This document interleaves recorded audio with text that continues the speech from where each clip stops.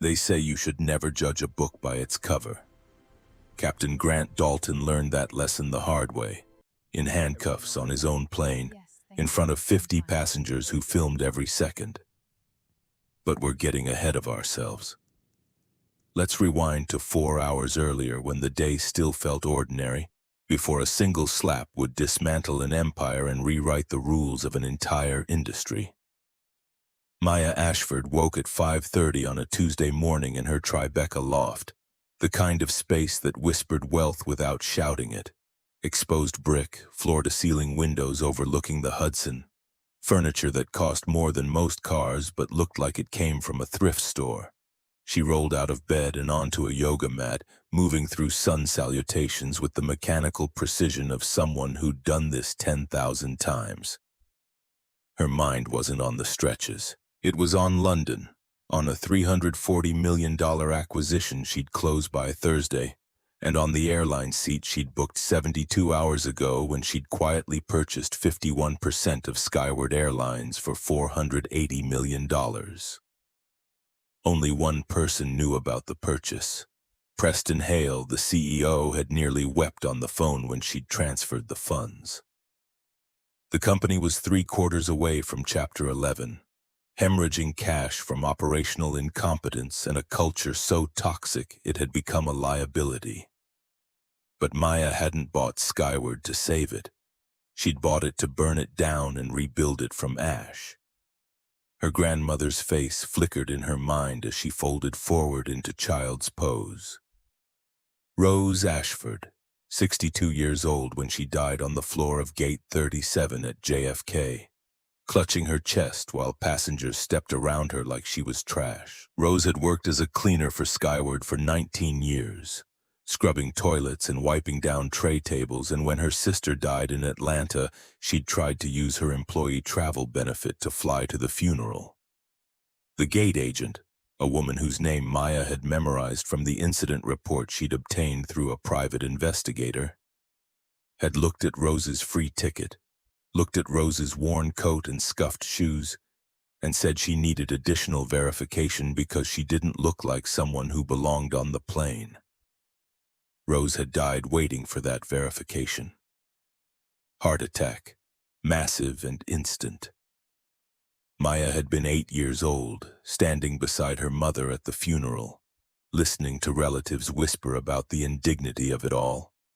She'd made a promise that day, one of those childhood vows that most people outgrow. Maya hadn't outgrown it. She'd built $1 billion portfolio around it. She showered, dressed in clothes designed to test every assumption. A Loro Piana cashmere hoodie in charcoal gray that had cost $2,800, but could pass for a Gap knockoff. Black leggings from Lululemon, vintage Air Jordans she'd owned since college, the leather cracked and soles worn smooth. She pulled her hair into a messy bun, no makeup, and checked herself in the mirror. Perfect. She looked like a grad student flying on miles, maybe a tech worker who'd splurged on an upgrade. Nobody would see the CEO of Vanguard Capital Group. Nobody would see the woman who now controlled their jobs, their pensions, their futures. In her bag, she packed a laptop, a book she wouldn't read, and 2 pieces of equipment most travelers didn't carry. A micro camera the size of a button, embedded in a keychain shaped like a tiny airplane, and an Apple Watch with a custom app that recorded audio in a cloud-encrypted file, timestamps and all. New York was a one-party consent state. She was the party. Everything she recorded today would be admissible. The Uber to JFK took 40 minutes through early morning traffic. The driver tried to make conversation, asked if she was heading somewhere fun. Maya smiled and said London for work. He asked what she did. Consulting, she lied. He nodded like that explained the hoodie and the first-class ticket she'd booked for $12,400. People saw what they wanted to see. Terminal 5 at 7:15 in the morning hummed with the particular chaos of international departures. Families corralling children, business travelers moving with the grim efficiency of people who'd done this route 100 times, tourists clutching passports like talismans. Maya joined the security line, already feeling the familiar weight of scrutiny that came with her skin color in spaces like this. She'd flown first class 40, maybe 50 times in her life. It never got easier. The TSA checkpoint appeared ahead, a bottleneck of blue uniforms and gray plastic bins. Maya placed her bag on the conveyor belt, stepped through the metal detector, and waited for the officer to wave her through. He didn't. Instead, TSA agent Marcus Brown, a black man in his 40s with the hard eyes of someone who'd learned to survive by following rules, pointed to a secondary screening area. Random selection. Step aside, please. Maya glanced at the passengers flowing through behind her. An elderly white couple, a white businessman in a suit, a white woman with 2 kids. None of them got pulled aside. She walked to secondary screening without argument, because arguing would only make it worse, would only prove whatever assumption Brown had already made. He searched her bag with theatrical thoroughness, pulling out her laptop and turning it over like he'd never seen one before. "This is your computer?" "Yes. You work in tech?" "Consulting."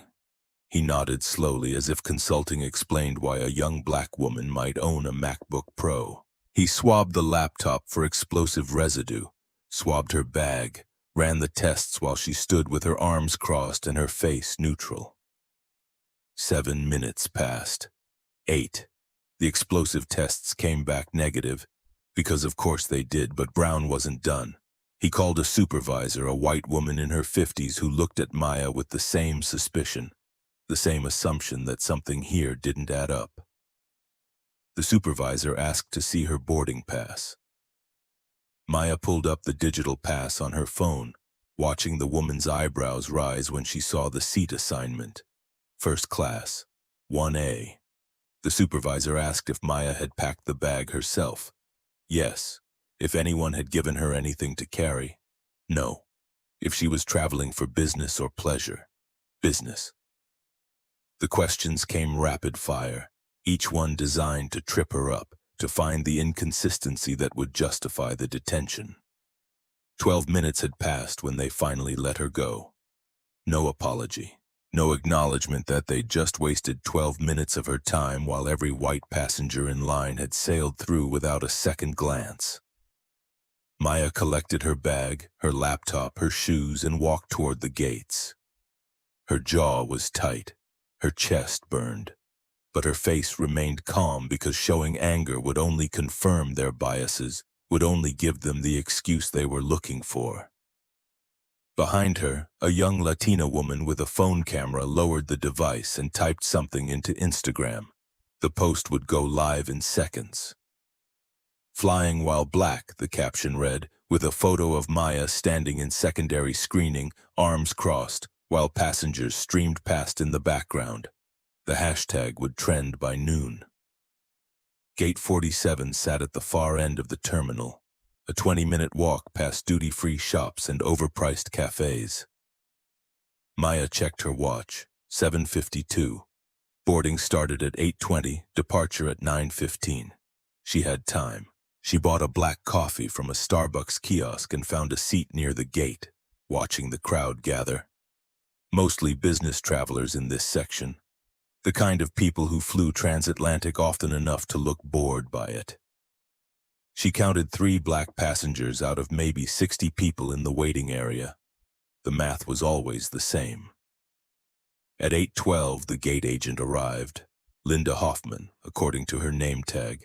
52 years old, blonde hair going gray, the kind of tired eyes that came from 2 decades of dealing with angry travelers and corporate nonsense. She set up her station at the podium, logged into the system, and made an announcement about boarding procedures. First class and Diamond Elite members would board first. Everyone else would wait. Maya stood when the announcement finished and walked to the podium. She held out her phone with the boarding pass displayed, the QR code bright against the screen. Linda took the phone, scanned it, and frowned. She scanned it again. The system beeped, not an error beep, but an acceptance beep, and Linda's frown deepened. This can't be right. Maya kept her voice level. I booked it yesterday. Seat 1A. Linda tapped something on her keyboard, peering at the screen like it had personally offended her. Let me call my supervisor. This account is flagged. Flagged for what? Linda didn't answer. She picked up a phone, spoke in low tones to someone, hung up. Maya stood at the podium while the line behind her grew longer. 30 people now watching this interaction, wondering what the holdup was. She could feel their stares, could hear the whispers. This was the part she hated most. Not the discrimination itself, but the performance of it. The public spectacle that turned her into an object lesson. A supervisor arrived, a thin white man in his 30s with a clipboard and an officious air. He scanned Maya's boarding pass, checked his screen, and nodded curtly. She's legitimate. Diamond Apex Elite. Linda looked like she'd swallowed something bitter. Fine, go ahead. Maya took her phone back and walked down the jet bridge without looking back. Behind her, Linda leaned toward her colleague, a younger woman with a ponytail, and spoke just loud enough for the passengers nearby to hear. People like her probably used points or some affirmative action upgrade. The words carried. They always did. Derek Holloway, a 45-year-old Asian-American businessman in seat 3B, heard them clearly. He pulled out his phone and started recording, not video but audio, a voice memo app that captured Linda's comment with crystal clarity. He didn't know yet what he'd do with it, but he knew it was wrong. The Boeing 777 first-class cabin was a cathedral of cream leather and polished wood, the kind of space designed to make wealthy people feel like royalty. Seat 1A sat at the front left, the most prestigious spot on the aircraft, a throne with a window view. Maya slid into it, removed her hoodie to reveal a white silk camisole underneath, and closed her eyes. The seat smelled like expensive cologne and leather conditioner. It felt like victory and vindication all at once. A flight attendant appeared at her elbow. Vivian Cross, according to her name tag. 38 years old, blonde hair in a perfect bun, a smile that looked painted on. Excuse me, miss. Can I see your boarding pass again? Maya opened her eyes slowly. I showed it at the gate. I need to verify it myself. We've had issues with passengers sitting in the wrong seats. Maya unlocked her phone and pulled up the pass. Vivian took the phone, studied the screen like it was written in code, and handed it back with a smile that had frozen into something brittle. Would you like some water? Champagne, actually. The Krug, if you have it. Vivian's smile tightened. Of course. Though most guests in this cabin prefer the Dom Perignon, but I'm sure the Krug is adequate for your tastes. The words landed like a slap. Maya didn't flinch. Just the Krug, please. Vivian walked away, leaning toward a male colleague near the galley. That's what people like her order anyway. Whatever sounds most expensive. The colleague, a young man named Paul, looked uncomfortable but said nothing. 20 feet away, Constance Pembroke, a 68-year-old philanthropist in seat 2B, heard every word. She was the kind of woman who lunched with senators and chaired foundation boards, old money with a spine made of steel. She'd been quiet until now, observing. But Vivian's comment landed wrong. Constance pulled out her phone and opened a notes app, typing quickly. Flight attendant Vivian Cross made discriminatory remark re passenger in 1A. Witness. Will testify if needed. The cabin filled slowly. Business travelers, a few couples, one family with a teenager who looked miserable. Maya watched them settle in. Watched Vivian greet each passenger with a warmth that never quite reached the young black woman in seat 1A. The double standard was a knife, precise and clean. At 8:50, the cockpit door opened. Captain Grant Dalton stepped out, and the energy in the cabin shifted. He was 56 years old, silver-haired, with a jaw that suggested expensive dentistry and a belly that suggested expensive dinners. He wore his uniform like a costume, 3 decades of authority stitched into every seam. He laughed at something over his shoulder, talking to his first officer, and then his gaze swept the cabin. It landed on Maya. The laughter stopped. Dalton walked toward the galley, his polished shoes clicking against the floor, and crooked a finger at Vivian. She came immediately, her posture deferential in a way it hadn't been with any passenger. He spoke in a low voice, but the cabin was quiet enough that sound carried. "Why is the manifest showing 1A occupied?" "Because the passenger boarded, Captain." Dalton glanced at Maya again, his expression hardening. "Her? She has a valid ticket. It's a full-fare first-class purchase." "Impossible. Look at her." Maya heard every word. She was meant to. This was theater, a performance designed to humiliate her into compliance. She pulled out her phone, opened the voice memo app, and tapped record. The watch on her wrist was already capturing audio, but redundancy mattered in moments like this. Dalton raised his voice slightly, no longer pretending to be discreet. "I need 1A for Senator Stockwell. He's flying with us today. Transportation Committee, critical vote tomorrow in London." Vivian shifted her weight. "Sir, the cabin is fully booked. I can't move a paying passenger." "You can if she doesn't belong there." The words hung in the air like smoke. Maya set her phone down on the armrest, screen up, recording icon visible. Dalton stepped into her row, looming over the seat, his body language designed to intimidate. "Excuse me, miss." The miss sounded like an insult. Maya looked up, her face neutral. "Yes, Captain. I need to see your boarding pass. There's been a seating mix-up. I showed it to your flight attendant. I need to see it again." Maya unlocked her phone, pulled up the digital pass, and held it out. Dalton didn't look at the screen. He looked at her hoodie, her leggings, her scuffed Jordans. He looked at her like she was a problem that needed solving. "As I suspected, there's a double booking. This seat is reserved for a VIP. I'm going to need you to grab your things and move back to economy. I'm sure we can find you a middle seat somewhere in row 38. Maya's voice stayed calm, but steel crept into it. "I paid $12,400 for this seat, Captain. I'm not moving." The cabin went silent. Business travelers lowered their newspapers. The teenager in the back leaned forward to watch. This was the moment when everything could still de-escalate, when Dalton could back down and walk away. He didn't. "Listen to me, sweetheart. I don't know whose credit card you borrowed to buy this ticket, but you are not flying in my first class. On my aircraft, I'm the law. Now move." Maya felt heat rise in her chest, the same fire that had driven her from a Brooklyn public school to Columbia to Wharton to a billion-dollar portfolio. But she kept her voice steady because the first person to yell always lost. "Captain Dalton, I suggest you check the passenger manifest one more time, and I suggest you review the notes attached to my profile before you continue this conversation." Dalton laughed, a dry bark with no humor in it. "Passenger profile. You think you're special? I've been flying for 34 years. I've flown presidents. I've flown royalty."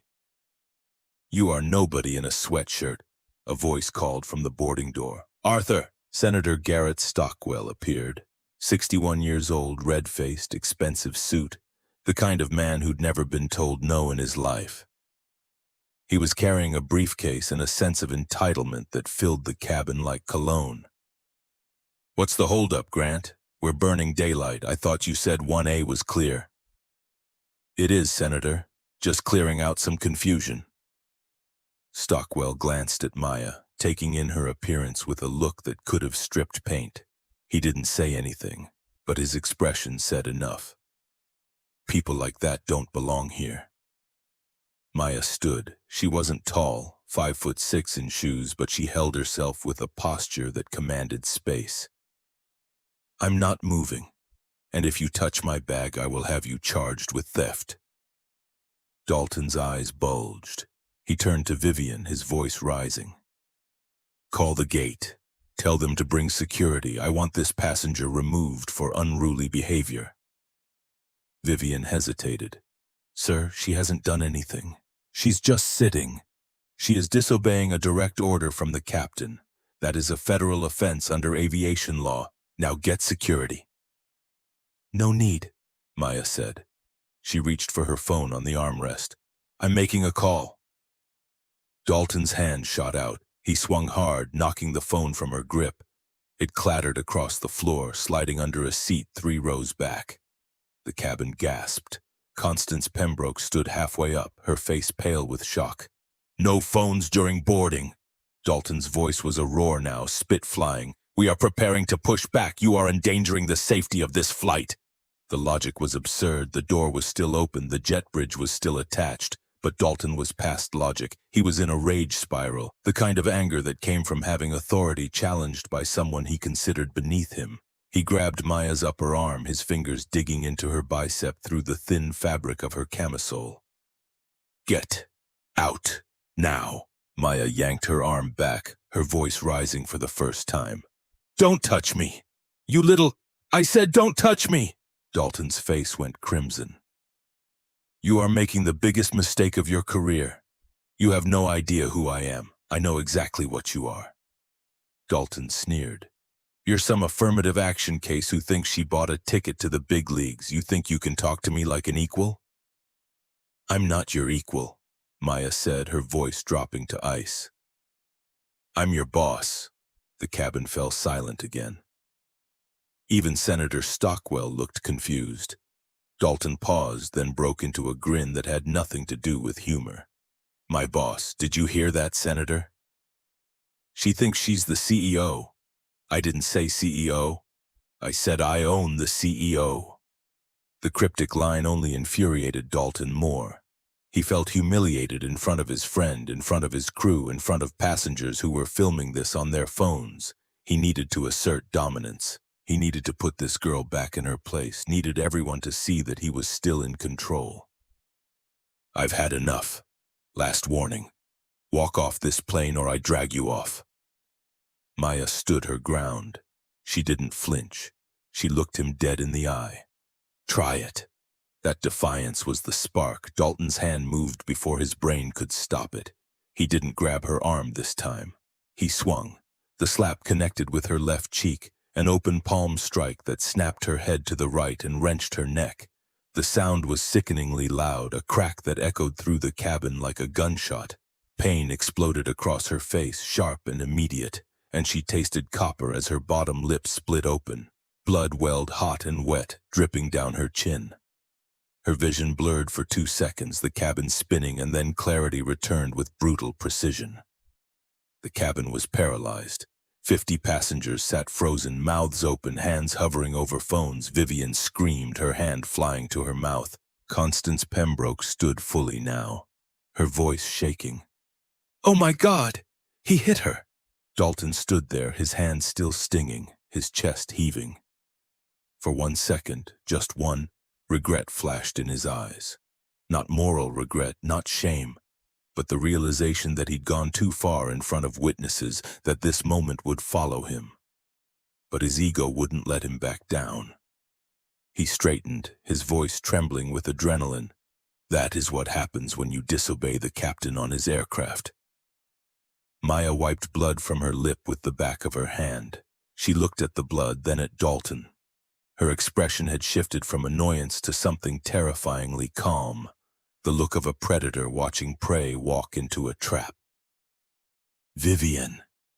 Maya's voice was steady, almost eerily so. Yes? The flight attendant's voice cracked. Please retrieve my phone from under seat 4C. Vivian scrambled to comply, dropping to her knees and fishing the phone out from beneath the seat. She handed it to Maya with trembling fingers. Thank you. Maya unlocked the screen. She didn't call 911. She didn't call the Port Authority. She opened her contacts, scrolled to a name marked only as Hale, and pressed dial. She put the phone on speaker. The cabin was so quiet that everyone could hear the ringing tone. 2 rings, then a voice, deep and panicked. "Hello? Preston. This is Maya Ashford." There was a pause on the other end, long enough that the silence became a physical weight. "Ms. Ashford? We weren't expecting you to call until you landed in London. Is everything all right? Is the service up to par?" "No, Preston, it isn't." Maya paused, letting the moment breathe. "Captain Grant Dalton just slapped me in the face." The silence on the other end was so profound it felt like the air had been sucked out of the cabin. Then barely a whisper. "He did what? He slapped me because he wanted my seat for Senator Stockwell. He called me a nobody. He assaulted me in front of 50 passengers." Dalton's face drained of color. He recognized the voice on the phone now. That was Preston Hale, CEO of Skyward Airlines. The man he'd shaken hands with at the holiday party. The man who signed his paycheck. "Ms. Ashford." Hale's voice was trembling now. "I am calling the tower immediately. Do not move. I am coming to JFK myself. I am—" "God, Maya, please tell me this is some kind of—" "I wish it were," Maya said. "Oh, and Preston?" "Yes? Ground the plane, cancel the flight. Nobody is going anywhere." She hung up. The cabin erupted, passengers talking over each other, some standing, some filming, some just staring in shock. Dalton backed up a step, his bravado crumbling like wet paper. Senator Stockwell had gone pale, already reaching for his own phone, probably calling someone to spin this before it became a headline. Maya sat back down in seat 1A. She crossed her legs, pulled a cocktail napkin from the armrest console and dabbed at her bleeding lip. She looked out the window at the tarmac, at the baggage carts rolling past, at the city skyline beyond. "You said you've flown presidents," she said, not looking at Dalton. "Today you just grounded an airline." Dalton tried to speak, but his throat was dry. Who are you?" Maya turned her head slowly, her gaze pinning him like an insect to a board. "I'm the woman who signs your checks, or rather the woman who used to." The words hung in the air. Vivian had backed into the galley, her face white. Constance Pembroke was on her phone typing furiously, probably to her lawyer. Derek Holloway in 3B had his audio recording app still running, capturing every word. The teenager in the back had posted a TikTok video that was already at 15,000 views. And Maya Ashford, the invisible owner, the woman in the hoodie, sat perfectly still and waited for the empire to fall. The silence in the first-class cabin lasted exactly 4 seconds before it shattered. A woman in row 3 started crying. A man near the galley was already on his phone, fingers stabbing at the screen as he typed what would become the first of dozens of tweets that would trend worldwide by lunchtime. Senator Stockwell had disappeared into the lavatory, probably calling his chief of staff to prepare a statement that would distance him from this disaster. And Grant Dalton stood frozen near the cockpit door, his hand still tingling from the impact, his brain finally catching up to what his rage had done. The Port Authority officers who'd been standing in the jet bridge, Bradley and Kim, the same two who'd been prepared to remove Maya, now stepped fully into the cabin. Bradley's face had gone ashen. Kim looked like she might be sick. They'd witnessed a federal crime and their body cameras had recorded every frame. "Captain Dalton, you need to come with us." Dalton's voice came out strangled. "I was maintaining order on my aircraft. She was being disruptive." "You struck a restrained passenger," Kim said, her voice tight. "That's assault. We need you to step outside now." Bradley moved toward Dalton, one hand hovering near his belt where the handcuffs hung. Dalton looked around the cabin like he was searching for allies, for someone to confirm that he'd been right, that this woman in a hoodie had deserved what she got. Nobody met his eyes. Even Vivian had turned away, suddenly very interested in the galley equipment. Outside the aircraft, sirens wailed. 3 black Escalades were racing across the tarmac, blue lights flashing in their grills despite not being official emergency vehicles. The lead SUV skidded to a stop at the base of the mobile staircase, and a man in an expensive suit practically fell out of the driver's seat. Preston Hale had made the 20-minute drive from Skyward's Manhattan headquarters in 14 minutes, and he looked like he'd aged a decade in the process. Sweat darkened his collar. His tie hung askew. His face was the color of old paper. Behind him emerged 3 more figures. A woman in her 40s with a leather portfolio, Simone Cartwright, General Counsel. A man in his 50s with the grim expression of someone who'd just watched his stock options evaporate, the Chief Operating Officer. And a younger woman with an iPad and the shell-shocked look of an HR director who'd just realized her entire G was about to become a nightmare. Hale took the stairs 2 at a time. He burst into the cabin breathing hard, his eyes scanning frantically until they landed on Maya. He went white. The bruise was already forming, a dark bloom spreading across her left cheek. Her lip had swollen, the split crusted with drying blood. There was a spot of crimson on her white camisole, stark as a brand. She sat perfectly composed in seat 1A, one leg crossed over the other, holding a napkin to her mouth with the casual air of someone waiting for their champagne order. Hale walked toward her like he was approaching a bomb. "Ms. Ashford," his voice cracked. I have no words." Maya lowered the napkin. "Hello, Preston. Do you need medical attention? Should I call? I need you to remove Captain Dalton from this aircraft, and I need Flight Attendant Cross removed as well." She made discriminatory remarks. "I have recordings." Hale nodded so fast his head looked like it might detach. "Of course. Immediately. Both terminated. Effective this moment." He turned to face the cabin, drawing himself up to his full height. His voice carried the authority of 23 years in executive leadership, but it shook at the edges. "Ladies and gentlemen, I am Preston Hale, Chief Executive Officer of Skyward Airlines. I need your attention for a critical announcement." The murmuring stopped. 50 faces turned toward him. The woman in seat 1A is Maya Ashford. As of 72 hours ago, she became the majority shareholder of this company, owning 51% of Skyward Airlines. She is my employer. She is the owner of this aircraft, this route, and this entire operation. And she was just physically assaulted by my captain. The cabin exploded. Gasps, shouts, a strangled noise from Dalton that might have been a sob. Vivian dropped a serving tray in the galley, glass shattering across the floor. Constance Pembroke's hand flew to her mouth, but her eyes were bright with something like vindication.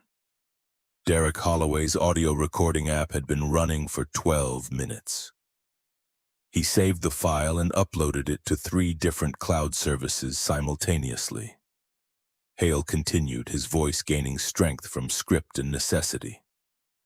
"Captain Grant Dalton is terminated as of this moment. His employment contract is voided under the Morality Clause, Section 14, subsection C. His pension benefits are hereby canceled. He will never work for this airline or any carrier in our alliance network again." Dalton made a sound like a wounded animal. "I have a family. I'm 18 months from retirement. Preston, we've known each other for—" "You struck a passenger," Hale said, and his voice was stone. "You struck the owner of this company. There is no coming back from that." Bradley and Kim moved in. This time, Dalton didn't resist. The cuffs went on his wrists with 2 cold clicks, metal biting into skin the same way they'd bitten into Maya's wrists 15 minutes earlier. Poetic justice had a sense of timing. They walked him toward the door, and as he passed Maya's seat, he looked at her one last time. His face was streaked with tears, his mouth working soundlessly. She didn't look at him. She was examining her phone, scrolling through emails like he'd already ceased to exist. The perp walk down the aisle took 30 seconds. 30 seconds for Grant Dalton to understand that his life as he knew it was over. His career, his pension, his marriage probably once his wife saw the video that was already trending on Twitter. His legacy as a decorated pilot with 34 years of service. All of it gone, erased by a single moment of rage against a woman he'd assumed had no power to fight back. Constance Pembroke started to clap. It was slow and deliberate, the kind of applause that built. The businessman in row 4 joined in, then the couple in row 2, then Derek Holloway. Within seconds, the entire first-class cabin was applauding, a wave of sound that followed Dalton out of the aircraft like a funeral march. He stumbled on the stairs. Bradley caught him before he fell. The last thing Maya heard before the cabin door closed was the distinctive sob of a man whose world had just imploded. Hale turned back to the cabin, his face gray. "I owe all of you an apology. This is not the standard of service Skyward Airlines represents. We will be compensating every passenger on this flight with a full refund and future travel vouchers. The flight to London is cancelled. We will arrange alternative transportation for those who need it." A chorus of groans rose from the back of the cabin. Someone shouted about a meeting, someone else about a connection. Hale held up a hand. "I understand your frustration, but we cannot, in good conscience, operate this flight after what just occurred. We need to investigate, to ensure passenger safety and to make this right. Please deplane in an orderly fashion. Our gate agents will assist with rebooking." The passengers began to gather their things, most of them still filming on their phones. This would be the story they told at dinner parties for years. The day they watched a pilot get arrested for slapping a woman who turned out to own the airline. It was almost too cinematic to be real, and yet their phones had the proof. As the cabin emptied, Hale crouched beside Maya's seat. His voice dropped to barely a whisper. "I am so sorry. If there's anything—" "There is." Maya's voice was calm, clinical. "I need a conference room at headquarters. I need the full passenger complaint database for the last 5 years. I need personnel files for every employee named in a discrimination complaint. And I need the board of directors assembled for an emergency meeting at 2 o'clock this afternoon." Hale nodded, pulling out his phone to send messages. "Done. All of it. And Preston?" "Yes. This wasn't random. Dalton has done this before. Different victims, same pattern. I want to know who protected him, who enabled him, and who profits from keeping passengers like me out of first class." Hale's hand paused over his phone screen. "You think this is systemic? I know it is. That's why I bought the company." She stood, retrieving her bag from the overhead bin. The hoodie went back on, the hood pulled up despite the blood on her face. She looked like a fighter leaving the ring, battered but unbroken. Constance Pembroke waited in the aisle, her Hermes bag clutched in one manicured hand. "Ms. Ashford, I'm Constance Pembroke. I heard everything. I'll testify in any proceeding you need, criminal, civil, federal, whatever it takes." Maya studied the older woman's face, seeing genuine outrage there, not performative allyship. "Thank you, Mrs. Pembroke. It's Constance. And you should know I run the Aviation Justice Fund. We've been trying to build a case against Skyward for years. We have 47 complaints documented. Women, minorities, disabled passengers, all treated like they didn't belong. 47 complaints." Maya filed that number away. "Send me everything you have. My lawyer will contact you." She gave Constance a business card from her wallet, simple black on white with just a name and email address. Constance took it like it was made of gold. The walk through the terminal felt like a gauntlet. Passengers who'd been on the flight pointed and whispered. Gate agents stared. TSA officers who'd seen the videos on break room televisions watched her pass with expressions ranging from she to defiance. Maya kept her hood up and her eyes forward, walking with the deliberate pace of someone who had nowhere urgent to be, even though her mind was racing at light speed. The Escalades waited at the curb outside, idling in a loading zone with security guards keeping curious travelers at bay. Hale opened the rear door himself, gesturing for Maya to enter. She slid onto leather seats that still smelled new. Simone Cartwright was already inside, laptop open, typing with the fury of a woman trying to get ahead of a wildfire. The video is everywhere. Simone didn't look up from her screen. Twitter, Instagram, TikTok, Facebook. 6 million views across platforms in the last hour. CNN picked it up. So did BBC, Al Jazeera, and Reuters. Good, Maya said. Simone's head snapped up. Good? Sunlight is the best disinfectant. Let everyone see what happens when you assume someone doesn't belong. The SUV pulled into traffic, merging into the chaos of airport departures. Hale sat in the front passenger seat, phone pressed to his ear, his voice a low murmur as he gave orders to someone at headquarters. Simone studied Maya with the calculating gaze of a lawyer who just realized her client might be 3 moves ahead of everyone else. You planned this, not the assault. Maya touched her swollen lip gingerly. But I knew something would happen. I've been researching Skyward for 6 months. Boom soon. I knew about the complaint pattern. I knew Dalton had 18 incidents on his record. I knew this company had a culture problem that started at the top. The board is going to fight you. The board is going to be replaced. Simone's eyebrows rose. You have 51%. That's not enough to unilaterally replace directors. I have 51%. Constance Pembroke's Aviation Justice Fund just purchased 8% yesterday. Voting rights assigned to me. The Teachers' Pension Fund of New York pulled their 6% this morning and gave me proxy authority. That's 65%. More than enough for a supermajority. Simone closed her laptop slowly. You orchestrated a hostile takeover in 72 hours. I orchestrated accountability. There's a difference. The SUV arrived at Skyward's headquarters in Midtown 40 minutes later.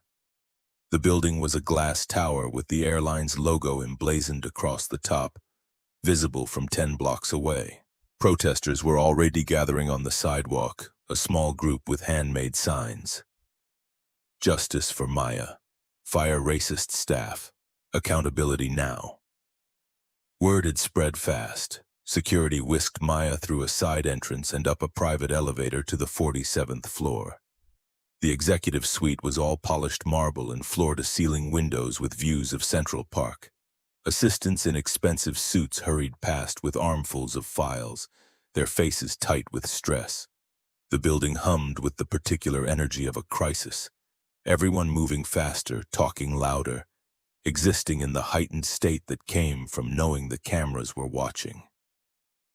Hale led Maya to a corner conference room that seated 20. A laptop waited on the table, already logged into Skyward's personnel database. An external hard drive sat beside it containing 5 years of complaint records. A stack of file folders 2 feet high occupied one end of the table. Everything you asked for. Hale's exhaustion showed in the sag of his shoulders. The board will be here at 2. That gives you 90 minutes to prepare. Where's Dalton now? Central booking. He'll be arraigned tomorrow morning. The district attorney is handling this personally. High-profile case, election year. And Vivian Cross? Escorted out by security an hour ago. She threatened to sue for wrongful termination. Simone's handling it. Good. Maya sat at the head of the conference table and opened the laptop. Now leave me alone. I have work to do. Hale hesitated in the doorway. For what it's worth, I'm glad you bought this company. We needed someone with the spine to do this. You didn't need spine. You needed rage. The door clicked shut. Maya pulled the hard drive toward her and began to read. The complaints painted a picture that was both depressingly predictable and staggering in scope. 52 incidents over 5 years. 43 involved black or brown passengers. 18 specifically named Grant Dalton. 14 involved Vivian Cross. 9 more employees appeared repeatedly, their names showing up across multiple complaints like a pattern emerging from static. She read about Darius Whitmore, a 34-year-old emergency room physician removed from first class in 2022 because Dalton thought he looked suspicious. Darius had been reading a medical journal on trauma surgery. Dalton accused him of casing the cabin for terrorism. The complaint had been filed, investigated, and dismissed. Dalton received a verbal warning. Nothing more. She read about Kendra Baptiste, a 29-year-old software engineer accused by Vivian Cross of stealing noise-canceling headphones in 2023. The headphones were Kendra's own Bose set. She'd been detained for 4 hours, missed a crucial client meeting, and was subsequently fired from a consulting contract worth $240,000 per year. The complaint had been filed, investigated, and dismissed. Cross received no discipline at all. She read about Maritza Delgado, removed for speaking Spanish too loudly with her daughter. James Thornton, a disabled veteran whose wheelchair Dalton had mocked. Patricia Kim told her kimchi smelled offensive to other passengers. Jamal Washington asked to prove he could afford his ticket. On and on, a litany of humiliation that stretched back years. But the pattern wasn't just in the incidents. It was in the responses. Every complaint followed the same trajectory, filed, investigated by an internal HR team that reported to executives who didn't want bad press, dismissed with boilerplate language about misunderstandings and high service standards. Every employee accused received either no discipline or a meaningless verbal warning, and every passenger who complained was quietly added to a watch list, flagged in the system for additional screening on future flights. The company had built a machine designed to protect itself and punish those who spoke up. Maya was going to dismantle it piece by piece. She pulled up the personnel file for Mitchell Hargrove, VP of Operations. 58 years old, white, Harvard MBA, 26 years with the company. In 2020, he'd authored an internal memo titled Premium Cabin Brand Alignment Strategy. Maya opened the document and felt her jaw tighten. The language was corporate speak, designed to sound innocuous to anyone who didn't read between the lines. Gate agents and flight crew should discreetly verify that first-class passengers align with our brand's aspirational image. If a passenger appears inconsistent with our demographic profile, politely suggest alternative seating options and offer modest compensation. Translation: if someone doesn't look rich enough or white enough, kick them out of first class. The memo had been distributed to every station manager and senior flight attendant. It had been official policy for 4 years, and it had led directly to the 52 complaints sitting in Maya's database, along with God knew how many incidents that had never been reported, because passengers had been too humiliated or too afraid. Maya picked up her phone and called Simone. I found the smoking gun, Hargrove's 2020 memo. It's a racial profiling directive masquerading as brand management. That's... Simone's voice tightened. That's actionable. Federal civil rights violation. We need to notify the DOJ. Not yet. First, I'm firing Hargrove today in front of the board. Maya, if you fire him before the investigation, he created a system that told employees to discriminate. He's done. At exactly 2 o'clock, the conference room door opened. 9 board members filed in, their faces ranging from concerned to hostile. Chairman Philip Grayson led the procession. 71 years old with snow-white hair and the bearing of a man who'd founded an airline in 1983 and assumed he'd die owning it.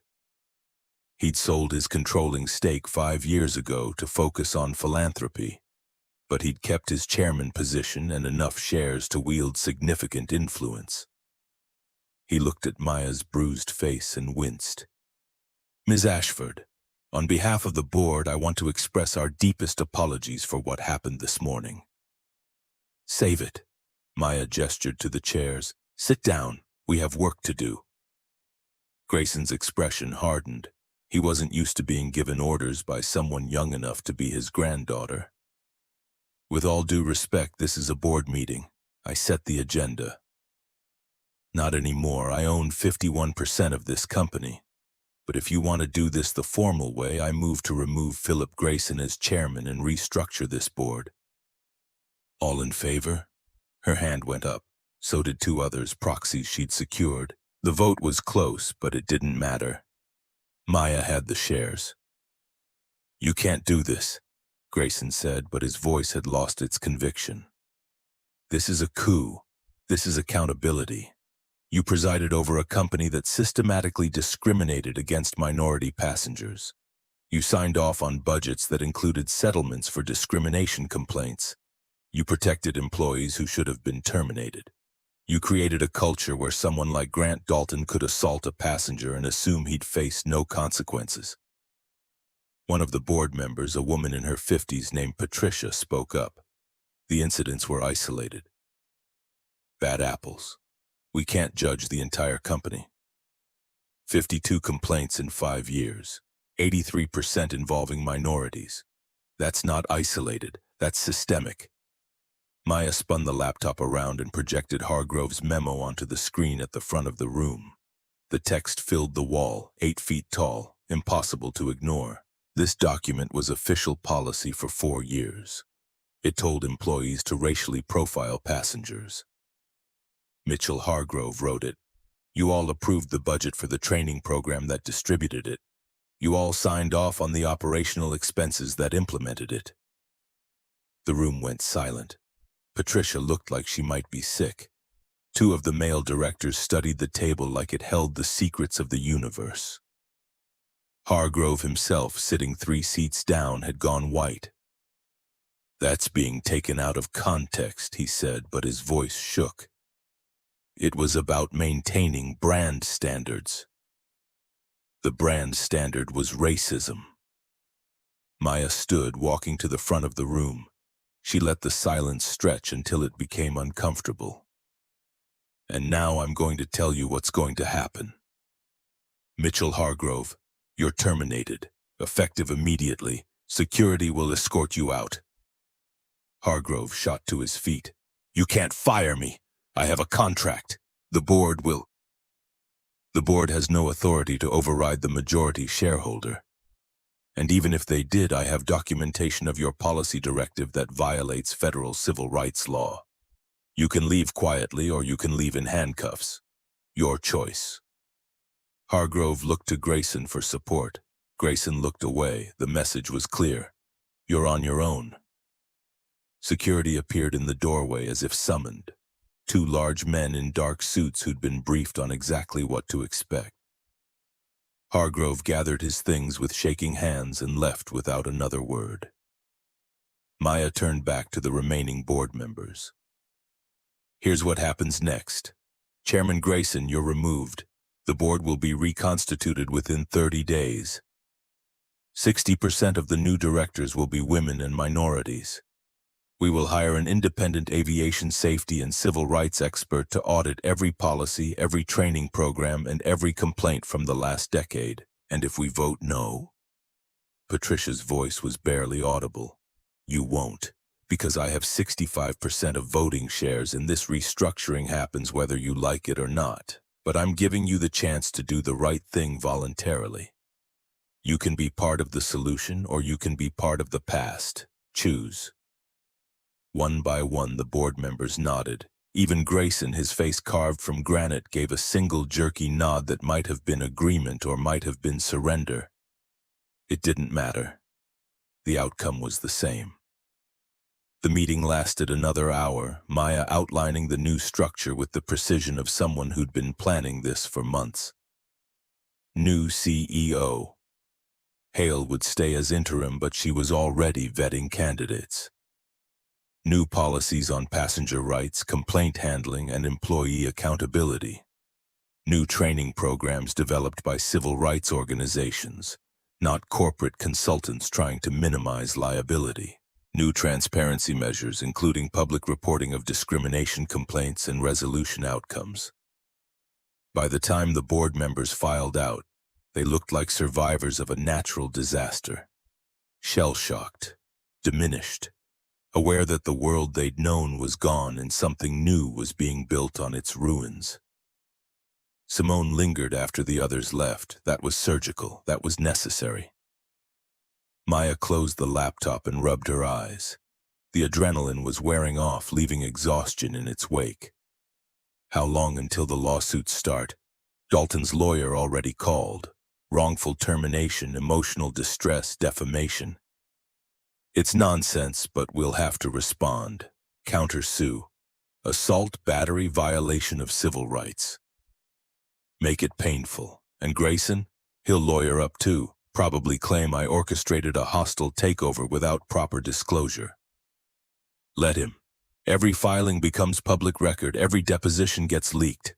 The more they fight, the more the world sees what this company was. Simone studied her with something like awe.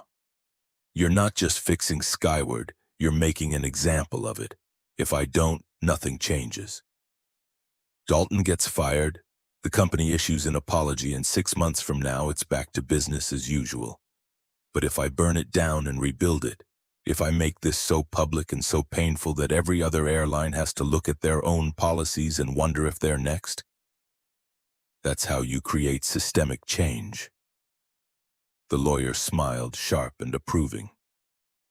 I'm glad you're on our side. Maya's phone buzzed, a text from a number she didn't recognize. Just saw the video. I'm Darius Whitmore. You helped me without knowing it. Whatever you need, I'm in. She stared at the message for a long moment, then forwarded it to Simone. Find him. Offer him a settlement for what Dalton did in 2022. And offer him a job, chief medical advisor. I want someone who understands what passengers go through when we fail them. Another text appeared, this one from Kendra Baptiste. I lost everything because of Vivian Cross. If you're really tearing this place down, I want to help build what comes next. Maya replied, come to headquarters tomorrow. We're hiring a VP of passenger experience. The job is yours if you want it. By the time she left the building at 8 that night, her phone had 43 messages from passengers who'd been discriminated against by Skyward. 43 stories of humiliation, dismissal, and institutional cruelty. 43 people who'd been waiting for someone with the power and the will to fight back. She would fight for every single one of them. The lawsuit against Grant Dalton was filed the next morning. Criminal charges for assault and battery. Federal charges for deprivation of civil rights under color of authority. Civil suit for damages, pain and suffering, and punitive penalties designed to bankrupt him. His lawyer gave a statement calling it vindictive.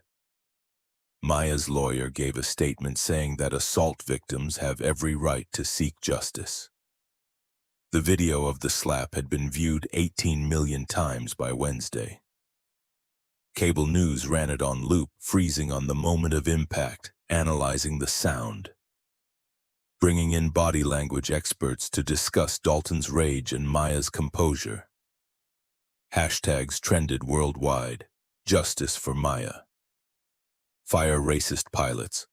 Reform Skyward. The company's stock dropped 22%, wiping out $340 million in market cap, but Maya didn't care about the stock price. She cared about the pressure.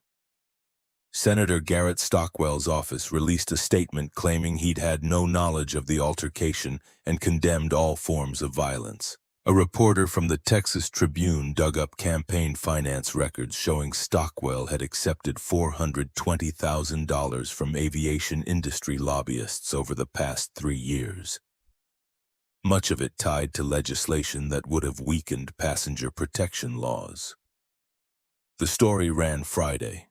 Stockwell's primary opponent used the slap video in a campaign ad that went viral by Saturday.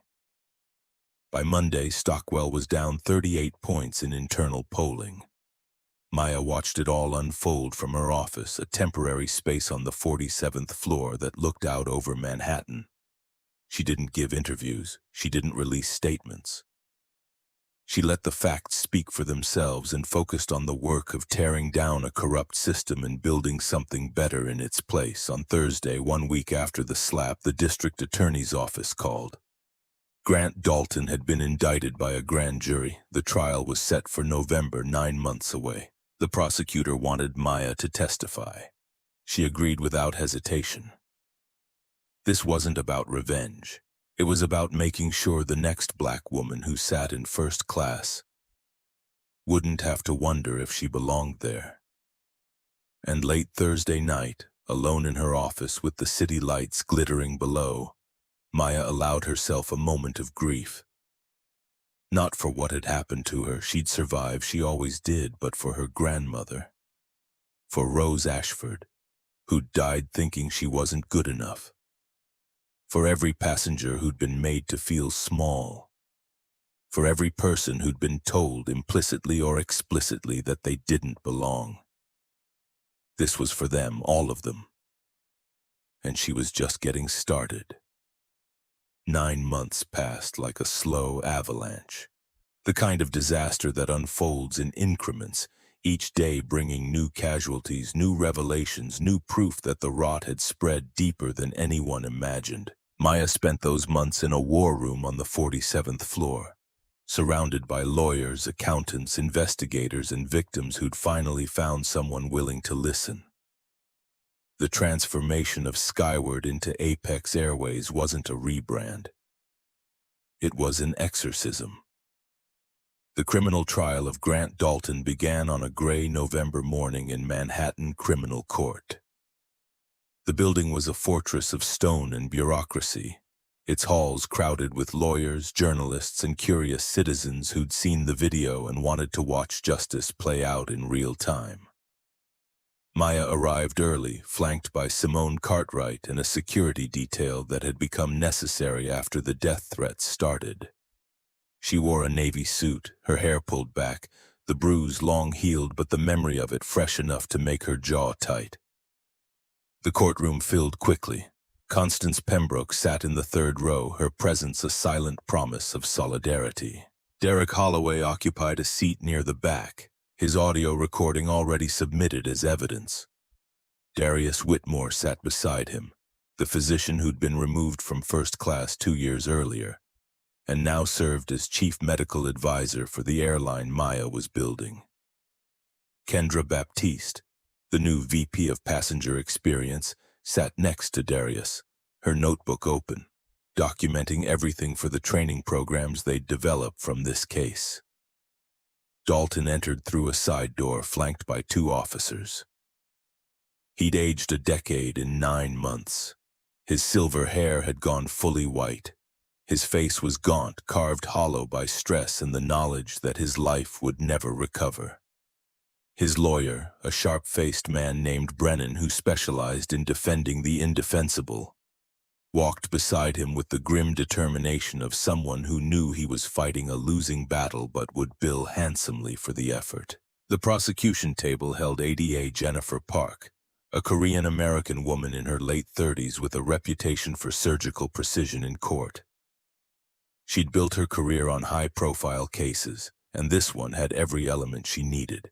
Clear video evidence, sympathetic victim, defendant whose arrogance was preserved in 4K resolution. She didn't look at Dalton as he sat. Her focus was already on the jury box, where 12 New Yorkers would decide whether a pilot's rage constituted a crime worth punishing. All rise. Judge Margaret Torres entered, a Latina woman in her 50s who'd spent 2 decades on the bench and had no patience for theatrics. She settled into her chair, surveyed the packed courtroom, and got directly to business. The state of New York versus Grant Michael Dalton. Charges are assault in the 2nd degree and deprivation of civil rights under federal statute. How does the defendant plead? Not guilty, Your Honor. Brennan's voice carried the false confidence of a man who'd already lost, but refused to admit it. The trial would last 6 days. Maya knew this because she'd been briefed extensively, had sat through mock testimony sessions where Simone grilled her on every detail, prepared her for the defense's inevitable attacks on her credibility, her wealth, her motives. But knowing the timeline didn't make it easier. Sitting in that courtroom, watching Dalton's lawyer try to paint her as a provocateur who'd engineered her own assault, required a kind of endurance she hadn't anticipated. The prosecution's case opened with the video. 47 angles of the same moment synchronized and played on screens throughout the courtroom. The jury watched in silence as Dalton's hand connected with Maya's face, as her head snapped to the side, as blood appeared on her lip. They watched him stand over her, chest heaving, no remorse visible in his posture. They watched him get handcuffed and led away while passengers applauded. Ada Park let the video speak for itself. Then she called her first witness. Officer Bradley took the stand, still in uniform, his face carefully neutral. He'd been ordered to testify, had no choice, but his discomfort was obvious. Park walked him through the timeline, the call to the aircraft, the confrontation, the moment Dalton struck Maya while she was effectively in custody. Officer Bradley, in your professional opinion, was there any justification for Captain Dalton's use of force? No, ma'am. The passenger was complying. She wasn't resisting. There was no threat, and yet Captain Dalton struck her while she was in your custody. Yes, ma'am. Brennan's cross-examination tried to paint Bradley as an unreliable witness, someone who'd failed to maintain control of the situation. But the body camera footage didn't lie, and Bradley's testimony remained consistent. Dalton had committed assault in front of law enforcement. The facts were inescapable. The second day brought Vivian Cross to the stand, subpoenaed by the prosecution despite her termination. She'd aged too, stress etching lines around her eyes that makeup couldn't hide.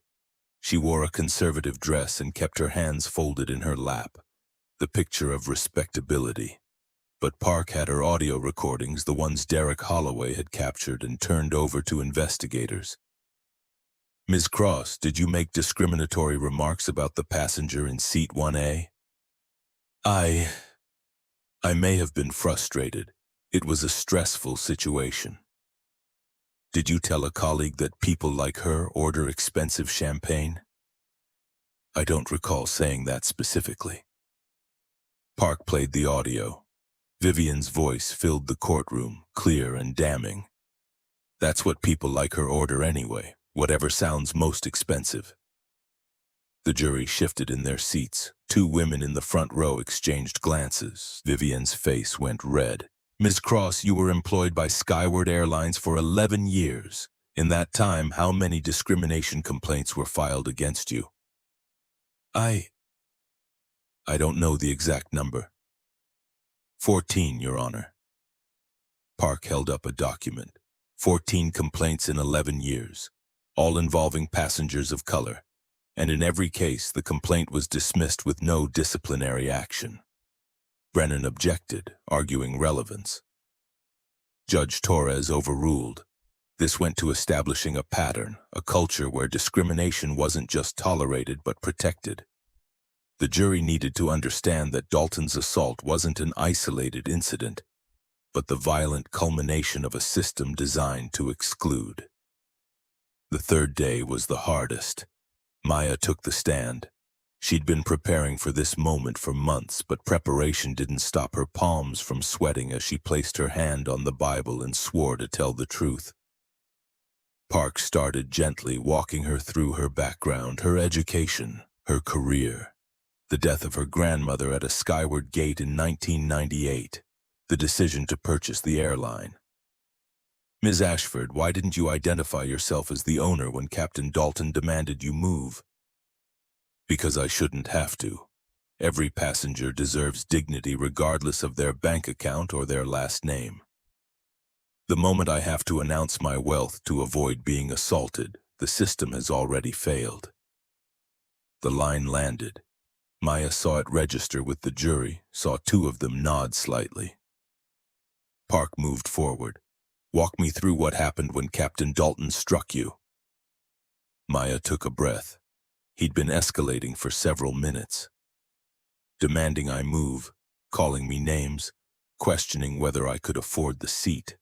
When I refused to leave, he grabbed my phone. When I asked him to stop touching me, he hit me. Open palm across the face, I tasted blood immediately. "Were you given any warning?" He said last warning several times, but the warning was about moving, not about being struck. There was no indication he would become violent until his hand was already in motion. "What did you feel in that moment?" "Pain, humiliation, and rage. Not because he hit me, but because he assumed he could. Because he looked at me and saw someone who wouldn't fight back. Someone who didn't matter enough to face consequences." The courtroom was silent. Even the stenographer had paused, her fingers hovering over the keys.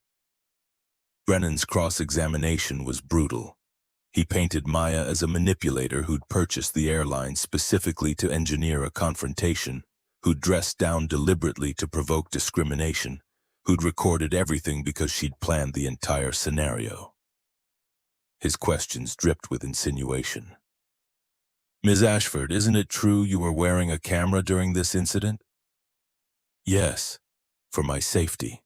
"For your safety, or to gather evidence for a lawsuit you'd already planned to file?"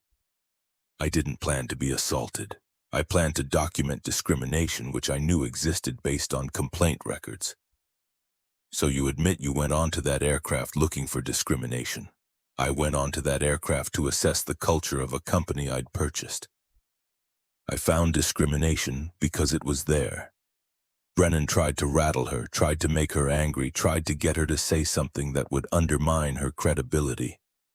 But Maya had spent a decade in boardrooms full of men who'd tried to intimidate her, and Brennan wasn't even the best she'd faced. She answered every question with calm precision, never raising her voice, never showing the fury that burned beneath her composure. The fourth day brought expert witnesses. A psychologist testified about the trauma of racialized violence. A civil rights attorney explained how Dalton's actions fit a pattern of discrimination that stretched back decades in the aviation industry. A use of force expert testified that no reasonable person would consider Dalton's strike justified under any circumstances. But the most devastating testimony came from the victims Park had tracked down. Darius Whitmore took the stand and described being removed from first class for reading a medical journal, accused of terrorism because he was a black man with a book. His voice cracked when he explained how the incident had led to a security investigation at his hospital, how colleagues had questioned his judgment, how he'd lost a promotion because his background check flagged the airline incident. Kendra Baptiste followed, recounting how Vivian Cross had accused her of theft, how she'd been detained for 4 hours, how she'd lost a job that had taken years to earn. She cried on the stand, not from sadness but from the relief of finally being heard, of having someone acknowledge that what happened to her mattered. Maritza Delgado testified in Spanish with a translator beside her about being removed for speaking her native language with her daughter. Her daughter, now 14, sat in the gallery and wouldn't fly anymore, terrified of being humiliated again. James Thornton, the disabled veteran, wheeled himself to the stand and described how Dalton had mocked his wheelchair, had suggested he didn't belong in first class because disabled people didn't fit the brand image. His hands shook as he spoke, and several jurors wiped their eyes. Each testimony built a mountain of evidence that Dalton wasn't a good man who'd made one mistake. He was a bully who'd been enabled by a system that protected him at the expense of the vulnerable.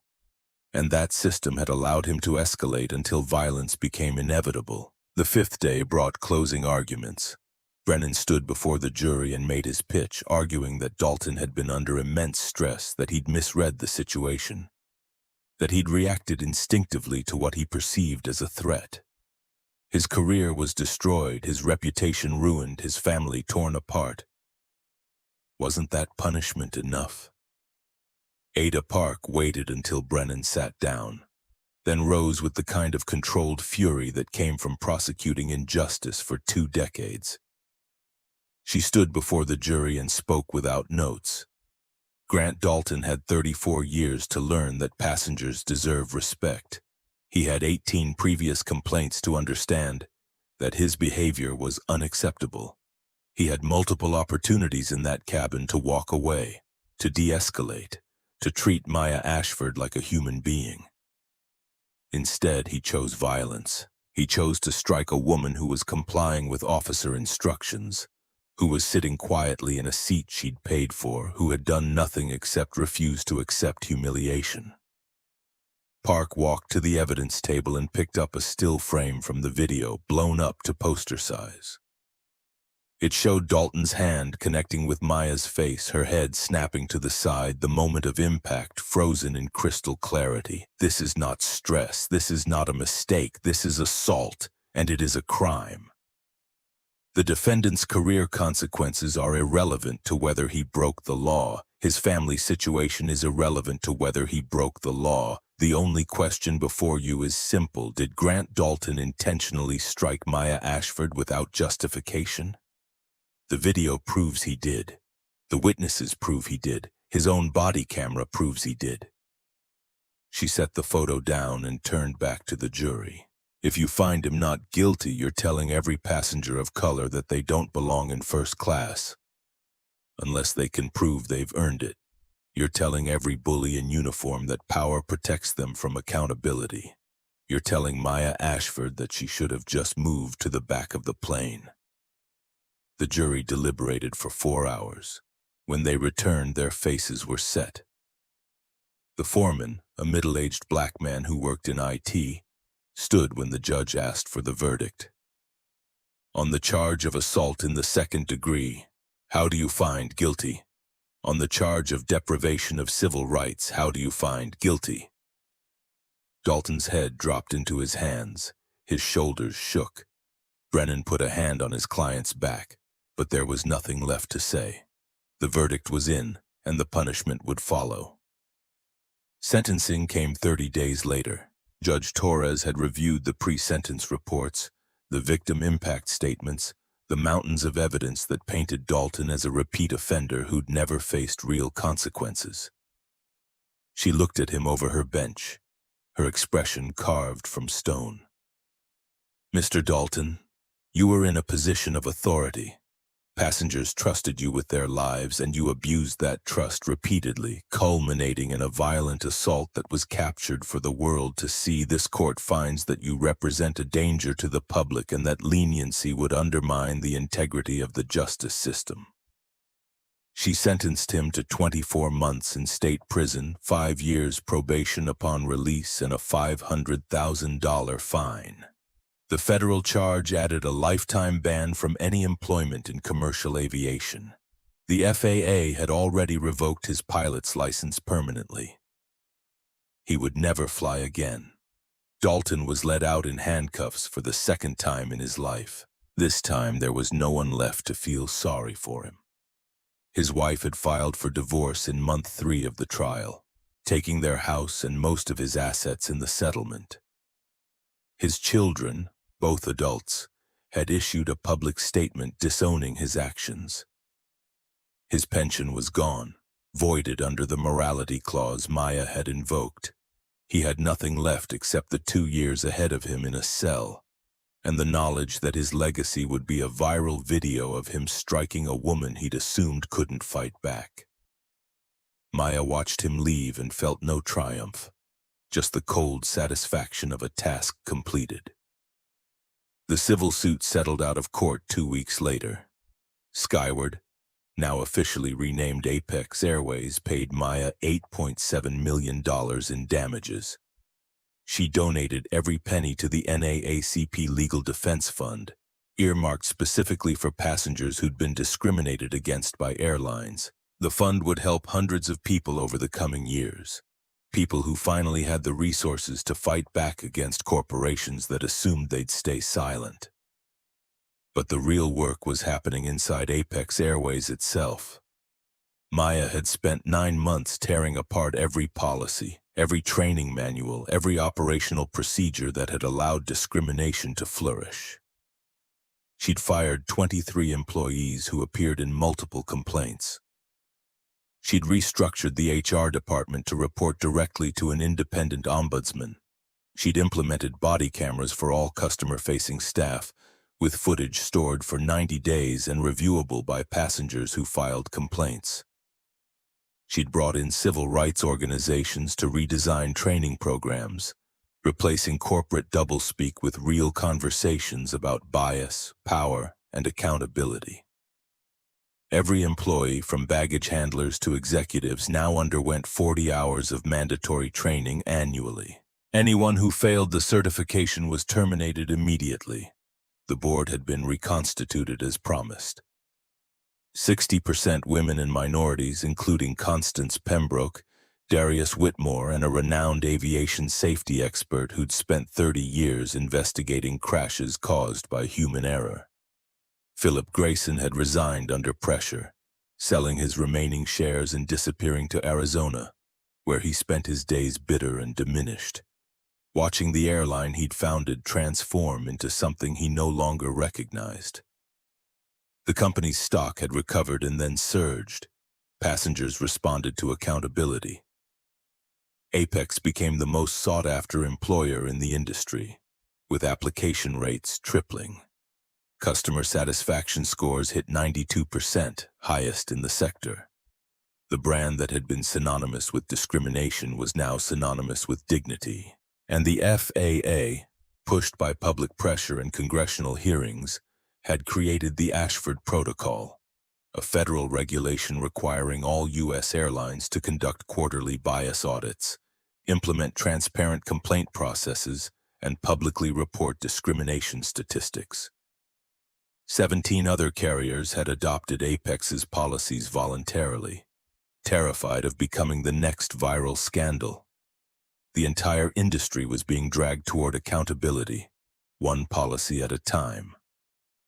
Maya spent the 2-year anniversary of the slap in her corner office, now permanently hers as board chair. She still refused the CEO title, leaving Kendra Baptiste to run daily operations while Maya focused on strategy and oversight. The window looked out over Manhattan, the city glittering in February sunshine. Her phone buzzed, a text from an unknown number. "I'm Jasmine Torres. I'm 17. I just flew first class on Apex to a science competition in London. Your flight attendants were kind. The captain welcomed me by name. I felt like I belonged. Thank you for making that possible." Maya stared at the message for a long time. Then she saved it in a folder she'd created called "Why We Do This." The folder had 412 messages now, from passengers who'd been helped by the changes, from employees who'd found dignity in their work, from victims who'd finally seen justice. She was getting ready to leave for the day when Simone appeared in her doorway. "Dalton's out." Maya looked up sharply. "It's only been 18 months. Good behavior. Reduced sentence. He was released this morning. Where is he now?" "Queens. Efficiency apartment. He got a job at Pep Boys, $15.50 an hour." Maya absorbed this information without emotion. And his attempts to get his pilot's license reinstated? Denied. FAA was unambiguous. He's banned for life. "Good." Simone hesitated. "You should know he gave an interview. Local news. He said he's sorry, that he's learned from his mistakes, that he hopes you can forgive him." "Did he apologize to Darius, to Kendra, to any of the other people he terrorized?" "No, just you. Then he hasn't learned anything. He's sorry he got caught, not sorry for what he did." Simone nodded. "That was my read too. The story ran that night on a local news affiliate. Dalton looked small on camera, sitting in his tiny apartment with its bare walls and second-hand furniture. He talked about losing everything, about the shame he carried, about hoping for a second chance. But he never once acknowledged the system he'd been part of, the pattern of abuse he'd perpetuated. He framed himself as the victim of cancel culture, not as someone who'd committed assault and battery. Maya watched the interview from her loft and felt nothing but contempt. Some people couldn't be redeemed because they refused to see what needed redeeming. 3 months later, she was boarding flight Apex 001 from JFK to London. It was a symbolic trip, a recreation of that February morning 2.5 years earlier. But this time she wore the same hoodie deliberately. A reminder, a test, a promise that she hadn't forgotten where this started. The gate agent smiled when she approached. "Ms. Ashford, it's an honor. Your flight is ready for boarding." The flight attendant in first class was a young Latina woman named Maria, 24 years old, who joined Apex specifically because of its reputation for treating employees fairly. "Can I get you anything, Ms. Ashford? Just sparkling water, Maria." "Thank you." The captain's voice came over the PA. "This is Captain Darius Whitmore. Special welcome to our friend in Seat 1A who made this airline and my career possible." The cabin applauded. Maya felt her throat tighten, emotions she usually kept locked down threatening to surface. She nodded acknowledgement and settled into her seat. A young black girl in Seat 2A turned to her, nervous. Ms. Ashford? I'm Jasmine. I texted you a few months ago." Maya recognized the name immediately. "Jasmine, the science competition. I'm going back to London for the finals. I'm really nervous. I don't know if I'm good enough." Maya leaned closer, her voice gentle but firm. "Jasmine, you belong here. In this seat, on this plane, in that competition, anywhere your talent takes you. Don't let anyone make you doubt that, not even yourself." Jasmine's eyes filled with tears. "Thank you. I needed to hear that." Maya handed her a business card. "If anyone ever tries to make you small, you call me. Understood?" Jasmine nodded, clutching the card like a lifeline. The plane took off, climbing through clouds into brilliant blue sky. Maya watched the city fall away below, thinking about her grandmother, about Rose Ashford, who'd died believing she wasn't good enough, about every person who'd been humiliated in the decades since, about the system she'd broken and the one she'd built in its place. The work wasn't finished. It would never be finished because fighting injustice wasn't a project with an endpoint. It was a commitment that required constant vigilance, constant effort, constant willingness to confront power even when it was uncomfortable. But sitting in that cabin, surrounded by passengers who looked like the full spectrum of humanity, served by crew members who'd been trained to see everyone as deserving of dignity, flying under the command of a pilot who'd been given a second chance after being wronged, this was proof that change was possible. You just had to be willing to burn the old world down and build a better one from its ashes. The flight reached cruising altitude. Maya opened her laptop, already working on the next acquisition. A hospital chain with a pattern of discriminatory treatment. Same playbook. Buy in quietly, document the abuse, force accountability. She'd learned that justice wasn't something you waited for. It was something you created piece by piece, policy by policy, until the system had no choice but to bend. Somewhere in Queens, Grant Dalton was clocking in for a shift at Pep Boys, checking inventory on brake pads and oil filters. His uniform was polyester instead of wool. His kingdom was 8,000 square feet instead of the sky. His authority extended to nothing and no one. Somewhere in Manhattan, Vivian Cross was cleaning hotel rooms at $14 an hour, trying to make rent on an apartment she hated, trying to explain to her children why their mother had been fired, trying to pretend she didn't see the recognition in people's eyes when they Googled her name. Somewhere in Texas, Senator Stockwell was serving the 14th month of his federal sentence for corruption, his political career over, his name a punchline, his attempt to distance himself from Maya's assault an ironic footnote in his downfall. And everywhere, In airports across the country, passengers were being treated with the basic dignity that should have been standard all along. Flight attendants thought twice before making assumptions. Pilots remembered that their authority came with responsibility. Gate agents understood that every person deserved respect regardless of how they looked. The world was changing, slowly, incrementally, but changing nonetheless. Maya closed her laptop and looked out the window. The Atlantic stretched endless below, dark water meeting darker sky. She thought about that moment in the cabin. Dalton's hand connecting with her face, the pain and humiliation and rage. She thought about everything that had come after. The trials, the restructuring, the systemic reforms that had rippled across an entire industry. If you asked her whether it had been worth it, whether she'd choose to endure that assault again knowing what would come from it, she'd tell you that was the wrong question. The assault shouldn't have happened, full stop, but since it did, she'd made damn sure it meant something. Power without accountability was tyranny. Accountability without consequences was theater. And consequences without systemic change were just revenge. She'd delivered all three, and she was just getting started. When the plane touched down at Heathrow 8 hours later, Maya was the last passenger to deplane. She thanked Maria, thanked Captain Whitmore, thanked the ground crew who'd made the flight possible. Then she walked through the terminal in her hoodie and her scuffed Jordans, invisible again, exactly how she liked it. Because the thing about power was this: you didn't need people to know you had it.